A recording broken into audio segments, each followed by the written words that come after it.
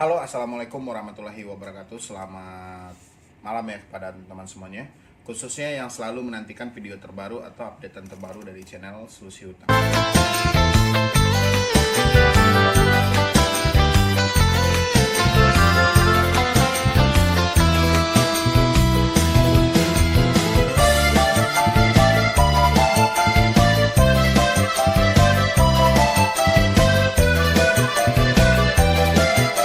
Dulu ya kepada teman-teman semuanya yang telah support channel ini, alhamdulillah ya sampai sekarang udah 54.000 subscriber. Jadi saya ucapkan terima kasih banyak yang sebesar-besarnya kepada teman-teman yang selalu mendukung atau yang selalu mensupport channel Solusi Utang. Dan saya berharap semoga channel ini bisa berkembang dan dapat memotivasi orang banyak, meskipun ada yang pro dan kontra, tapi insya Allah saya yakin dengan 54 subscriber mungkin itu saya telah memberikan sesuatu yang bermanfaat bagi orang banyak ya. Oke, jadi di sini itu masih banyak ya yang kayak mana ya, yang ketakutan gitu. Tapi yang ketakutan saat ini yaitu menghadapi orang sekitar dia gitu loh ya. Ketika dia gagal bayar di pinjaman online itu, hal yang paling sulit adalah menghadapi orang sekitar dia yang diteror atau di ancam atau dicaci maki oleh debt collector ya. Jadi sebetulnya gini, ketika kita gagal bayar di pinjaman online, itu nomor yang ada di HP kita atau nomor yang sering kita hubungi atau nomor yang sering menghubungi kita itu adalah akan ditelepon gitu loh, akan di SMS dan akan diancam oleh debt collector. Terus bagaimana kita menanggapi semua itu? Inilah yang mau kita bahas saat ini gitu ya. Tapi sebelum saya lanjutkan video ini, bagi teman-teman yang belum support channel ini, silahkan disupport dulu dengan cara di like, di share, dan di subscribe gitu ya. Dan di share ke teman-temannya, semoga yang lainnya juga melihat gitu ya. Semoga tidak ketakutan lagi dan bisa mengatasi debt collector atau pinjaman online-nya untuk kedepannya lagi gitu. Supaya tidak ada lagi yang ketakutan, depresi, atau bahkan bunuh diri gara-gara diancam atau ditekan oleh debt collector ya. Oke, sebelum kita lanjutkan silahkan dulu diklik ya 1, 2, 3. Kita menyikapi ketika orang sekitar kita diteror oleh debt collector ketika kita gagal bayar gitu ya. Yang paling sadisnya itu debt collector bisa mengadu dombakan orang sekitar kita dengan diri kita gitu, seolah-olah nomor yang orang sekitar kita jadikan sebagai penanggung jawab dalam hutang kita, itu bahasa dari debt collectornya gitu ya. Itu yang paling sering kita dengar gitu. Ketika debt collector menelpon orang sekitar kita dan debt collector membilangin bahwa nomor Anda telah dijadikan sebagai penanggung jawab dari atas hutang si A atau si B gitu ya. Padahal kenyataannya tidak seperti itu. Jadi mendengar dari perkataan dari debt collector itu, otomatis orang sekitar kita tidak senang dong atau tidak nyaman kan. Otomatis dia komplain. Bahkan parahnya lagi, ada juga orang sekitar dia yang mau menakut-nakut. Jadi dia mau dibawa ke kantor polisi, mau dibawa ke ranah hukum atas nama pencemaran nama baik atau melakukan perbuatan tidak menyenangkan. Itulah yang sekarang ini menjadi beban bagi teman-teman yang gagal bayar di pinjol ya. Sebetulnya gini, ketika ada orang sekitar Anda yang ditelepon atau ditakut-takuti oleh debt collector, Anda itu tidak perlu panik gitu. Kenapa saya bilangin tidak perlu panik? Pertama, itu bukan kesalahan dari Anda. Itu yang pertama. Yang kedua, itu bukan juga Anda yang menyuruh debt collector untuk menelpon orang sekitar Anda.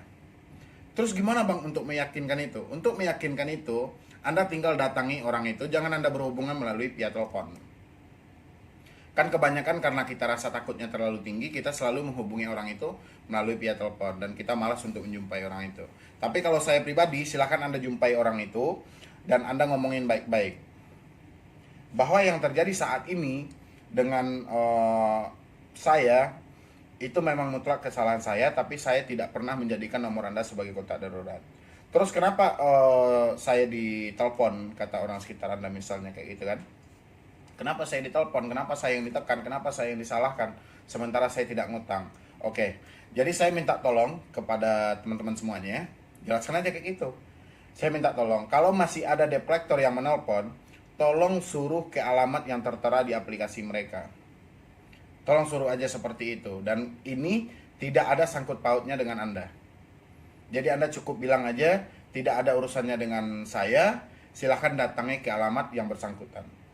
Jelaskan aja seperti itu. Nanti kalau orang sekitar Anda malah balik nanya lagi ke Anda, kenapa kayak gitu? Berarti kamu tidak konsisten atau kamu tidak kooperatif dong. Kamu kalau minjam ya harus bayar. Pasti orang sekitar akan mempertanyakan hal seperti itu. Anda cukup jawab seperti ini. Oke, saya sudah mencoba sih melakukan pembayaran secara online terus-menerus ke aplikasi mereka, tapi tidak bisa berhasil. Dan sampai detik ini, saya justru makin hancur. Makanya saya menghentikan pembayaran secara online dan saya lanjutkan secara offline. Tapi yang namanya DC ini tidak pernah menelpon ke saya.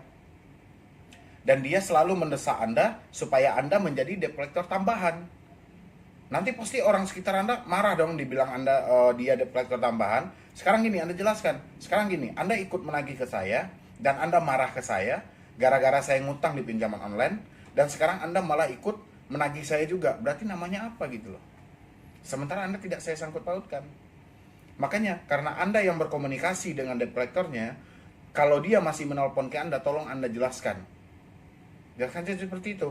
Tolong Anda jelaskan kepada debt collectornya, suruh menjemput tagihnya ke alamat yang tertera di aplikasinya. Alamat saya masih itu, saya belum pindah rumah. Ya. Karena saya tahu kali, soalnya orang yang gagal bayar di pinjol, tingkat kesulitan dia adalah menghadapi orang sekitar. Sementara debt collector, ketika kita gagal bayar, dia akan memanfaatkan orang sekitar kita untuk membuat kita panik, membuat kita depresi. Jadi ini dua pola yang bertolak belakang. Ya. Kita ketika gagal bayar, kita kesulitan menghadapi orang sekitar. Sementara debt collector, ketika kita gagal bayar, dia akan memanfaatkan orang sekitar kita. Dan ketika dia menemukan orang sekitar kita, atau teman kita, atau saudara kita yang minim pemberitahuan tentang pinjaman online atau tentang pinjol, dia akan ikut terpengaruh. Ketika dia ikut terpengaruh dengan skenario debt collector, di saat itulah dia menjadi debt collector tambahan. Itulah yang disebut dengan tim lapangan atau tim agensi. Ya. Jadi Anda harus paham itu. Makanya Anda sering melihat, Anda tidak melakukan pembayaran di aplikasi kami, siap-siap aja tim lapangan atau tim agensi kami akan datang ke tempat Anda. Itulah dia yang disebut dengan tim agensi. Lahirnya debt collector tambahan dari orang sekitar kita. Jadi yang bikin depresi itu orang sekitar. Yang setelah diadu domba oleh debt collector. Harusnya kayak mana Pak? Kami menyikapi dan kami stres setiap hari dan kami bingung untuk menjelaskan. Terkadang teman-teman kami ini ada yang pro dan ada yang kontra. Kalau yang pro oke, enak. Kami tinggal jelaskan kayak gini, mereka yakin. Tapi yang kontra itu lumayan. Ya udah, sekarang ketika Anda dihadapkan dengan orang sekitar Anda yang kontra, yang tidak percaya dengan apa yang Anda jelaskan, sekarang mau dia apa? Dia mau mengarahkan Anda ke kantor polisi, ayo berangkat aja, Anda nggak perlu takut. Dia mau mengarahkan Anda ke sidang mana, yaudah ikuti aja.